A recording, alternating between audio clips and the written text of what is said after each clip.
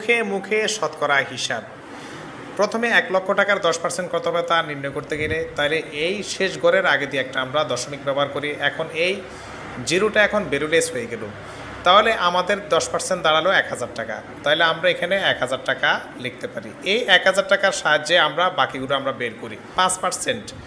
তাহলে ও 10%-এর অর্ধেক ১,০০০-এর অর্ধেক হলো, তাহলে কত হবে ৫০০ টাকা। ৫০০ টাকা। এখন তাহলে 15% কত হবে? ওই ১,০০০ টাকার সাথে 5%-এর ৫০০ যোগ করলে ১৫০০ টাকা হবে 15%। এবার 20% কত হবে? 20% হবে ওই ১,০০০-কে যদি আমরা 2 দ্বারা গুণ করি তাহলে হবে ২,০০০ টাকা।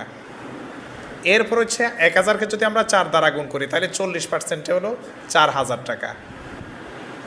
৪,০০০ টাকা। অনুরূপভাবে এবার ১,৫০,০০০ টাকাকে আমরা 10%-এ নির্ণয় করতে হলে তাহলে এখানে একটা দশমিক ব্যবহার করলাম। দশমিক ব্যবহার করলে তাহলে এখন কত হলো? ১৫,০০০ টাকা। ১৫,০০০ টাকা। তার মানে হচ্ছে ১,৫০,০০০-এর 10% হচ্ছে ১৫,০০০ টাকা। এখন 5% ১৫,০০০-এর অর্ধেক তাহলে কত হবে?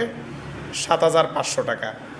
এখন 15%-এ কত হবে? 15% হচ্ছে ওই যে এই ১৫,০০০ টাকা আর এই ৭,৫০০ টাকা যদি আমরা যোগ দিই তাহলে 15% হচ্ছে ২২,৫০০ টাকা।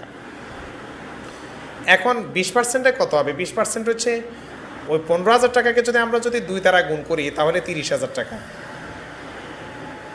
৩০,০০০ টাকা। আর ১৫,০০০ টাকাকে যদি আমরা 4 দ্বারা গুণ করি তার মানে হচ্ছে 40%-এ ৬০,০০০ টাকা।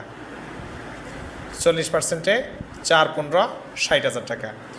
ঠিক অনুরূপভাবে এখন এই ১৬২কে যদি আমরা 10%-এ প্রকাশ করি তাহলে এখন এই এক গড়ের আগে যদি আমরা দশমিক দিই তার মানে হচ্ছে 16.2। 10% হচ্ছে 16.2। 16.2 টাকা। এখন যদি এটাকে 5% করি তাহলে এখন 16.2-কে আমরা অর্ধেক করলে 8.1 পাই। 8.1। এখন 15%-এ যদি আমরা করি তাহলে এখন কত হবে? এই 16.2 আর 8.1 যদি আমরা যোগ করি তাহলে 24.3 হয়ে যাবে। 24.3। তারপরে এখন 20%-এ কত হবে? 20%-এ তাহলে 16.2-কে আমরা যদি 2 দ্বারা গুণ করে দিই তাহলে 16 দুগুণে 32। 32 দশমিক আবার 2-কে যদি 2 দ্বারা গুণ করি তাহলে কত হবে? 4। এখন এই 40%-কে যদি 40% বের করবো আমরা তাহলে এখন ওই 16.2-কে আমরা যদি 4 দ্বারা গুণ করি তাহলে 4 16 64। আর 2-কে যদি 4 দ্বারা গুণ করি তাহলে 4 দুগুণে 8। তার মানে হচ্ছে 64.8। এইভাবে আমরা যে কোনো সংখ্যাকে শতকরায়